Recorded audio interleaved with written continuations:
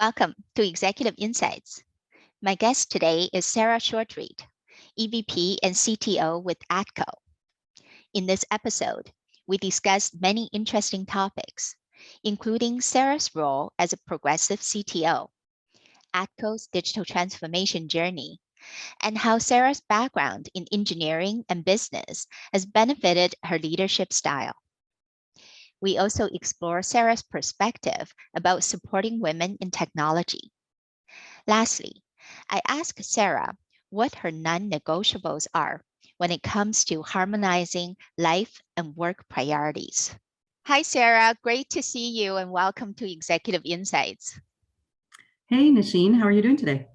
I'm great. I hope you are well. So Sarah, I'm really glad we got connected this year. And, I really appreciate your time to speak with me today. First of all, I'm curious, you've been in a senior business and technology leadership role for most of your career, and most notably as the CIO with Bruce Power and now EVP and CTO at ATCO. As someone who's been in a both CIO and CTO capacity, do you see the roles converging? And specifically, how has the role of CTO evolved in your opinion? It's a great question, Nasheen. And I think one of the things that makes it interesting in the times we live in is we have a lot of titles in business these days, and some of them overlap. So I'm personally aware of at least 4 different types of roles called CTO. If you were in an IT product-centric company, a chief product officer might actually be called CTO. We certainly had that when I was at BlackBerry. We had the CTO of BlackBerry. And then if you were, let's say, the leader of a very large architecture group, you might be called CTO. If you were a chief transformation officer, you might be called CTO. In my case, the kind of role I have is the role where you're the most senior IT professional in the company. You're working at the business level alongside, in our case, a federated company with multiple presidents of different lines of business. You're working alongside those other executive leaders to look for ways for technology to be more present in each business in a way that supports and drives those businesses forward in the modern world. I have in my team, I have a CISO, a vice president of IT, and a vice president of our vendor management reporting to me. And so I think that these kind of roles are becoming more prevalent. We've seen them in Canada and a number of industries over the years, certainly telecommunications, where their technology converged, the IT and OT technology converged back in the 90s. They've had CTOs in every telco in Canada for ages. But I think now the time has come where it's moving to more and more into other industries outside of telecom. And in our case, largely utilities, but other lines of business. It was the right time for ATCO to create this kind of role and look forward to more technology, more pervasive in all lines of business. Yeah, thank you for the insight. First of all, I appreciate the distinction of those 4 categories of CTO. And I think in your case specifically, it's definitely a convergence of the CIO and CTO role that are business centric. So in 2019, you joined ATCO, a successful global utility company headquartered in Calgary, Alberta, having planted your roots in Ontario up to that point. How has this transition been for you, moving from Ontario to Alberta? And now that you're a couple of years in, how is the digital transformation journey shaping up at ATCO? Yeah, great question. Thank you, Nasheen. I think that, I'd always traveled in Canada for other roles, and I loved the West. The opportunity to come and live in Calgary has been fantastic. It's a beautiful city, so many activities and all those things. And while ATCO is largely utilities, and we believe quite strongly that we operate utilities at the highest level across our properties, which range from the Yukon to Puerto Rico to Australia. And so we have these global operations. And then outside of our utility properties, we're involved in transportation, logistics, modular buildings, disaster management, and a number of other industries. So What I love about ATCO is the ability to work globally, keep my roots in Canada, because that I think is great to see Canadian companies succeed and Canadian IP succeed, and then enjoy a great lifestyle, of course, in the city of Calgary. But the diversity of our businesses and the globalness of the company is not limited to a Canadian perspective. And I think that is just fantastic. In terms of our digital journey, we have been very heavily modernizing even before I arrived in 2019. And so all the things you would hear from most companies, cloud, adoption of cloud technologies, modernization of major enterprise systems like our customer information system, and making sure that we really look at, you'll hear a lot of CIOs and CTOs talk about product management now. So in our case, we've really looked at it from the context of what's in common across a lot of our industries is they're asset intensive. So we really look at our ecosystem of all the applications that manage assets. And obviously, we also operate a shared services organization to all of the ATCO family of companies. So there's a whole ecosystem around our back office, financial and HR systems, and then all of our customer-facing systems. What does that ecosystem look like, and where can we share? So we're trying to get all the synergies out of those three product lines and move them to the cloud and be more modern in them. And along with that, really building up our capacity for business-based IT. So those are the things we've been working on in our digitalization journey. And I think we're having some success, which is good news. Yeah, certainly sounds like a exciting journey for sure. And I do envy you for the opportunity of working in Alberta, because I went to grad school at University of Alberta, and Alberta always holds a special place in my heart.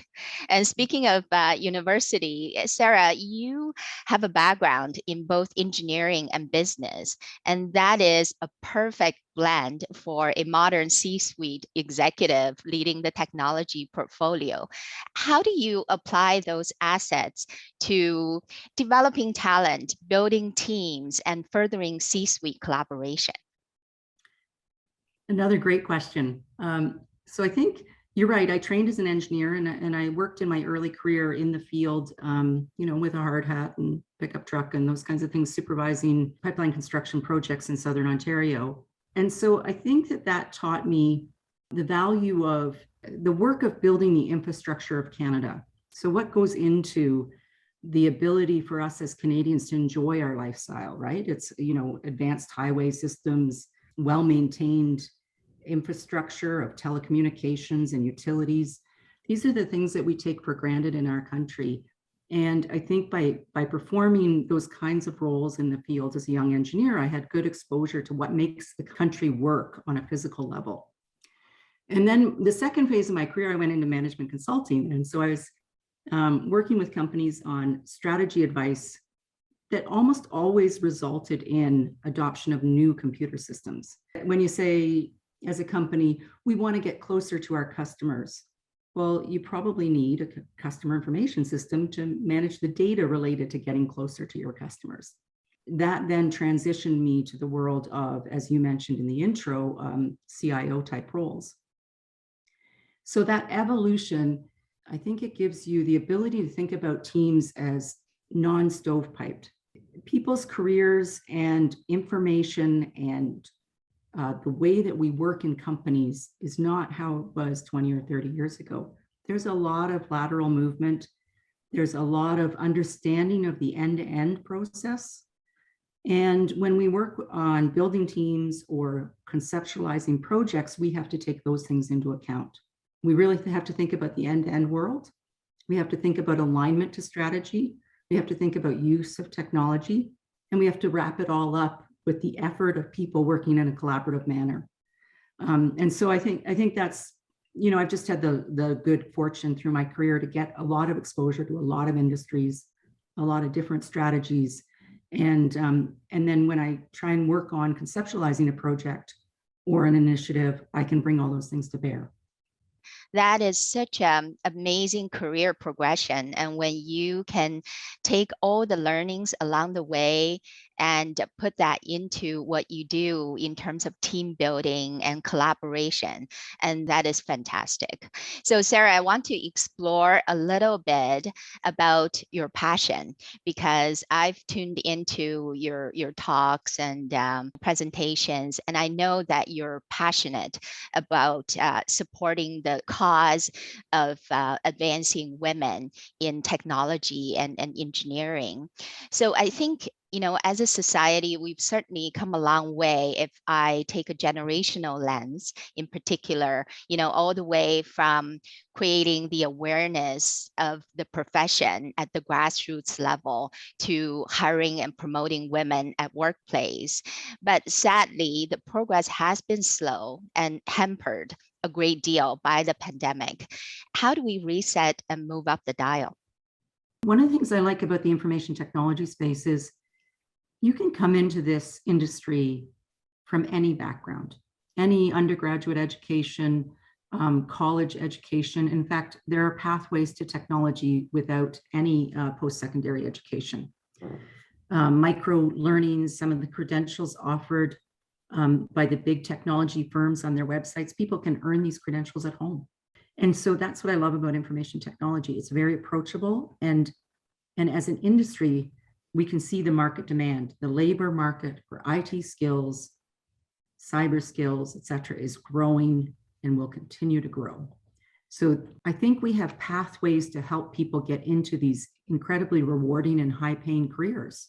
I also strongly believe, because of the engineering discipline, some jobs, and some of them being engineering-centric, where you do require a specific degree and specific training. And to your point, we have lagged behind in attracting women. We're excluding a good chunk of the population by not doing a better job attracting women to those particular programs in universities and colleges related to engineering disciplines.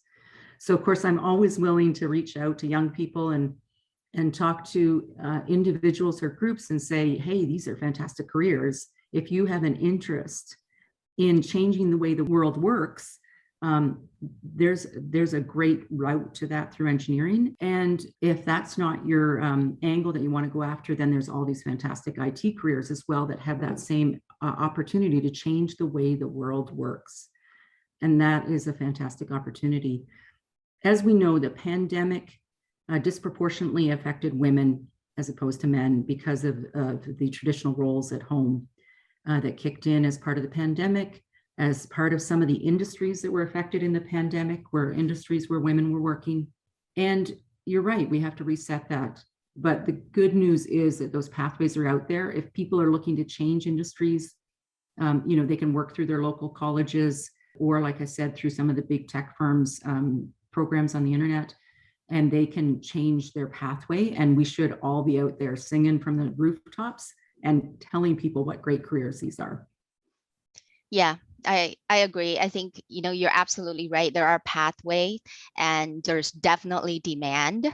So Yeah. creating that grassroots level awareness is still so important. And to your point of how the pandemic has disproportionately impacted women, I've certainly seen numerous studies in the last 2 years confirming that. And I think it's really challenging for many women trying to build a career and also prioritizing life's demands. And I really wanted to explore that topic a little bit more with you because, you wear many hats.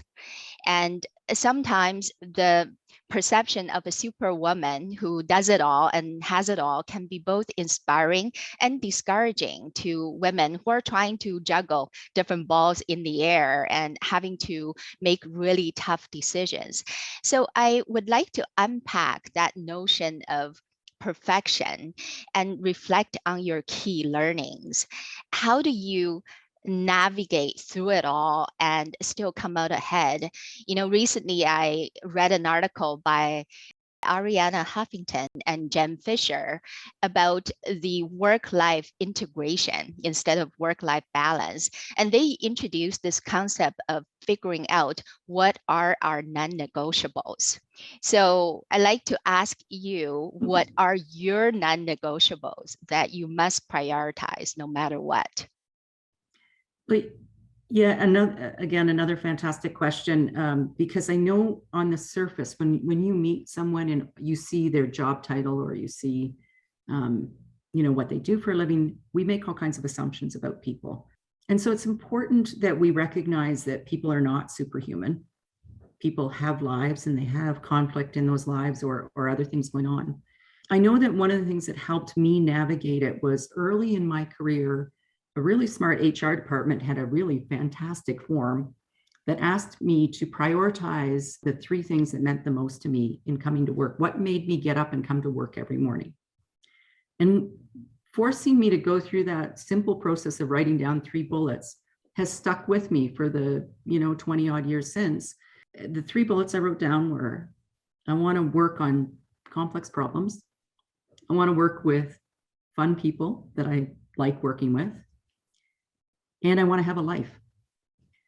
And so every time I've looked at new job opportunities or taking on new projects or anything like that, I go back to those 3 bullets. Is it an interesting problem? Are these nice people? And do I get to have a bit of a life? Now, to the other point you made, defining having a life means completely different things to different people. I have a great family. My husband is incredibly supportive. I have 2 great kids who are 19 and 20 years old now. My parents have always been very supportive. All 3 of my sisters work professionally and started in STEM careers. And so having that kind of support system that lifts you up every day is a luxury that I know that not everyone has. And so we have to sometimes create our own support system and go look for, other people who will lift us up if it's not our families. But I want to reassure everyone on your call, I am not perfect. I have a long list of faults and I'm happy to give them to you another day. But even when I look at, say, my education, I had to repeat a good chunk of my 3rd year of university. I made some mistakes and I learned from those mistakes. And as a result of it, I'm actually probably a better project manager today because of what I learned about time management and workload management in university. So I think it's important to share those things, those parts of the stories with people that, of course, I'm not perfect. I make mistakes all the time. And the real leadership trait that comes from making mistakes is learning from the mistakes and moving forward from them, not from the act of making the mistakes or trying to be perfect, if that makes sense. Absolutely. And I totally agree. I think that's why our mistakes are our best teacher.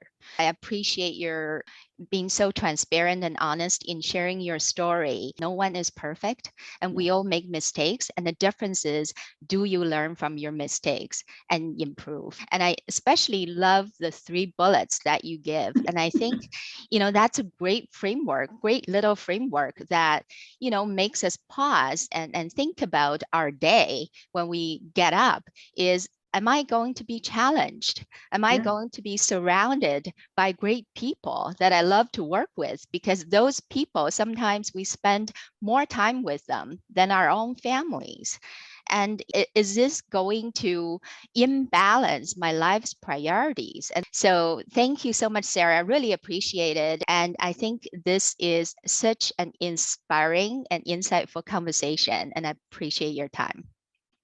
Thank you, Nasheen. It was a pleasure speaking with you today, and thank you for including me in the program. You've been watching another episode of Executive Insights by the IT Media Group. Thank you for tuning in. If you enjoyed this video, please check out other content on our YouTube channel, including CIO roundtable conversations and executive interviews. And don't forget to subscribe